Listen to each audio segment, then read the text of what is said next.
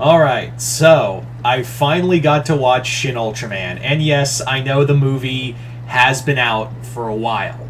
I'm well aware that the movie has been out for a while, and the reason why I'm not um, putting this review on my Patreon was because I streamed it, and also those movie reviews are for the movies of the year. So yeah, and this movie was last year. I'm not going to count Shin Ultraman as a movie of 2023 because that movie came out in 2022, and I'm not going to bend the rules here. So yeah, so let's talk about Shin Ultraman, a movie I've been dying to watch for a long ass time. I've been waiting to see this movie for a while now, and now I finally got to watch it. And what did I think of the movie? I rather enjoyed it.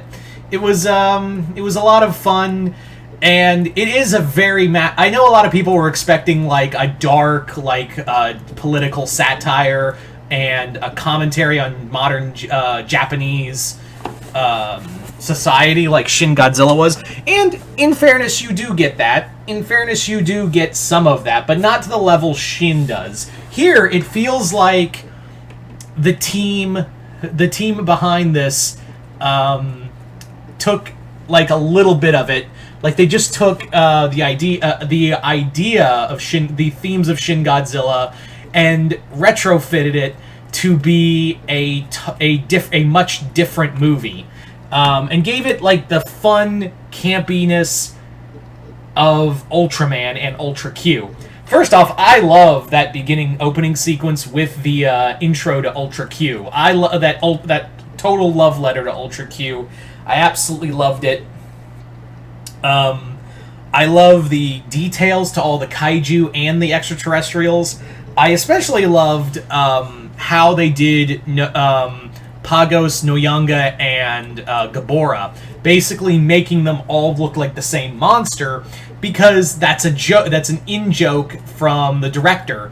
More like the team was like, yeah, because the Ultra Monsters would the Ultra Monster suits would be taken apart and retrofitted again and again. So I thought that was a neat real life reference to how Eiji Tsuburaya and the rest of his team would do it with their suits. So I thought that was a neat that was a fun take on it.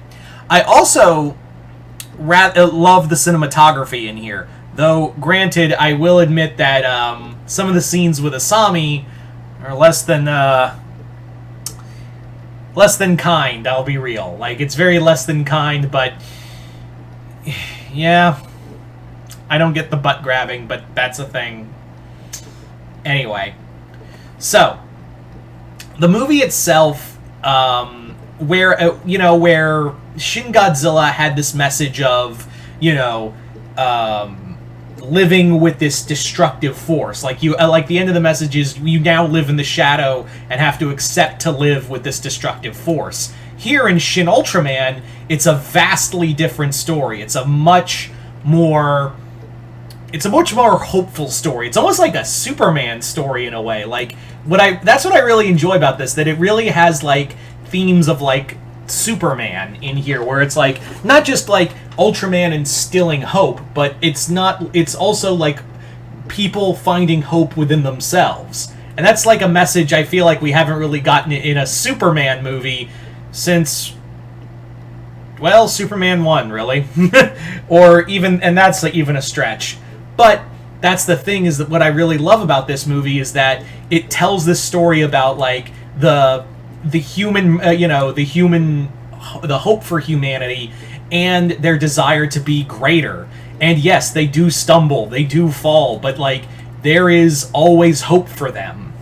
And that's what the Ultraman here, because it's not Hayata, it is a new character called Shinji Kaminagi, who in here has bonded with the remains of a person the Ultraman he merged with, or rather took his identity. They kind of leave it up in the air. But really, like, yeah, so Ultraman is human in here and uses his human disguise instead of the other way around. So I really like that. I also love the fights and very well done. I don't know if anyone's talked about this before. I know I'm all over the place. It's late, and I just finished the movie, but I really want to talk about the music.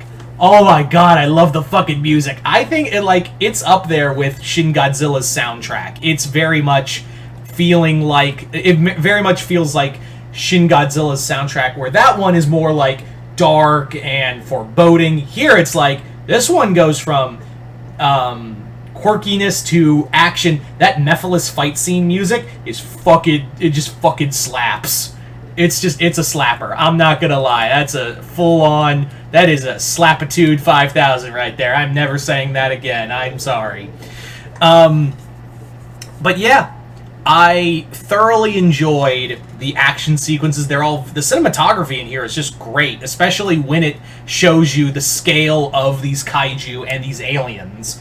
I love that, and I personally really loved the fact that they had Ben Fuera, I cannot pronounce that last name, Ben Fuera, I am so sorry, but yeah, the original actor who was the suit actor for Ultraman do some of the motion capture for Ultraman in these scenes. I really like that, and yeah, some of the kaiju scenes really do feel like it really makes you pause and think and go, was that CGI or was that a suit? Like, it's very much... And again, I know I keep making comparisons to Shin Godzilla, but it's the same fucking people who made this movie, you know?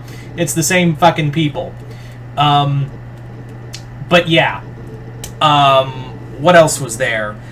I like the cast. I love the cast. I absolutely adore this group that plays the Science Patrol. I think they all have some lovely quirks. None of them get shoved to the back. They all have their own personalities, and I love how they use it's actually science they're using to battle the kaiju and extraterrestrials.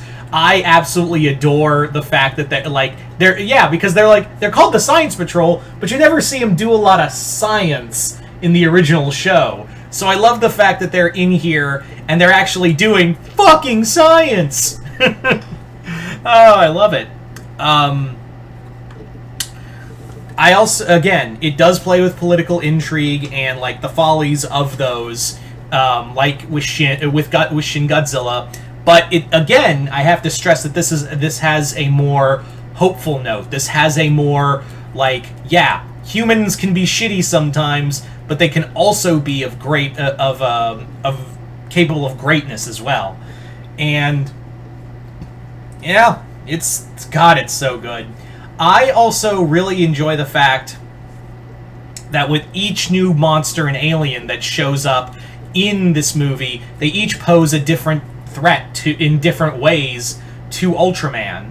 Like when Zarab shows up, when Zarab arrives, it's more like putting that doubt in humanity for Ultraman. Then comes Mephiles, who is they really play up the whole the thing with Mephiles and the power of the beta box to make humans into weapons. It's supposed to be like Mephisto, so I really like that. I also like the added touch of the black suit to kind of add further to that.